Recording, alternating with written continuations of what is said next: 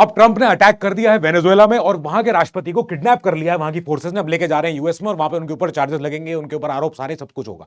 Now experts के हिसाब से इसके पीछे क्या कारण हो सकते हैं, तो ऐसे 4-5 कारण मेन निकले। सबसे पहला तो ये कि वेनेजुएला से लिंक होने वाला टेररिज्म और ड्रग्स का खपत जो यूएस में होती है, तो इसके लिए यूएस ने जिम्मेदार ठहराया है वेनेजुएला की सरकार को। दूसरा, इलीगल माइग्रेंट्स का, जब से ट्रंप आए थे लास्ट ईयर तब से उन्होंने यूएस से कई सारे इलीगल माइग्रेंट्स को उनके उनके देश भेज दिया, जिसमें इंडिया भी था एक। नाउ इसके अलावा वेनेजुएला एक ऐसा देश निकला जिसने कई सारे स्पेनिश बोलने वाले लोगों को एक्सेप्ट कर लिया कि अब यूएस से निकाले जा रहे हैं, कोई देश और ले नहीं रहा, चलो हम ले लेते हैं। तीसरा जो बहुत इंपॉर्टेंट है वो है मडुरो जी की सरकार को यूएस ने सरकार माना ही नहीं, यानी यूएस के हिसाब से और बाकी देशों के हिसाब से मडुरो जी सरकार नहीं जीतने चाहिए थे, इनके दूसरे जो ओपोनेंट थे गोंजालेस वो जीतने चाहिए थे। चौथा जो सबसे इंपॉर्टेंट है वो है ऑयल।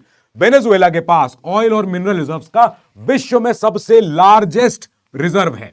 अब इसके लिए ट्रंप ने पिछले अपने कार्यकाल में बोला था कि हम वेनेजुएला के ऑयल इंटरेस्ट में कंट्रीब्यूट करेंगे, अब वो कंट्रीब्यूट कर रहे हैं। नाउ इसके अलावा एक और कारण ये निकला है, ऑपरेशन जो सदर्न स्पीयर जो यूएस चला रहा था, पिछले साल से ही कई सारे कॉन्फ्लिक्ट हुए, मैरीटाइम कॉन्फ्लिक्ट हुए, उसमें 100-200 लोगों की जानें जा चुकी हैं। नाउ अब ये तो है जो सामने दिख रहे हैं रीजंस, लेकिन एक्सपर्ट्स के हिसाब से कुछ और एंगल भी है।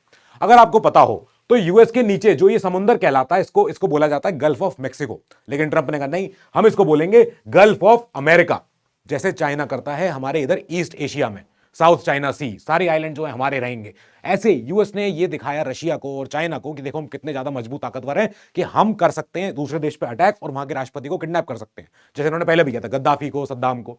नाउ अब चाइना ने भी कुछ ही दिन पहले बोला था कि इस साल 2026 में हम चाइना को कंप्लीटली ले लेंगे, ताइवान को अपने अंदर ले लेंगे। तो अब कहीं ऐसा ना हो कि चाइना भी इधर ये दिखाए कि साहब जब अगर यूएस वेनेजुएला पे अटैक कर सकता है तो चाइना तो हमारा, ताइवान तो हमारा है ही ऑलरेडी, तो कहीं ये ना होने लगे 2026 एक ईयर ऑफ कॉन्फ्लिक्ट ना बन जाए, यही काम है।